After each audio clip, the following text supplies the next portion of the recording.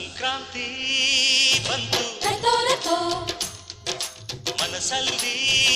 ಮನಸ್ಸು ಬಿತ್ತೋ ಬಿತ್ತೋ ಎಳ್ಳು ಬೆಲ್ಲ ಬೀರಾಯಿತು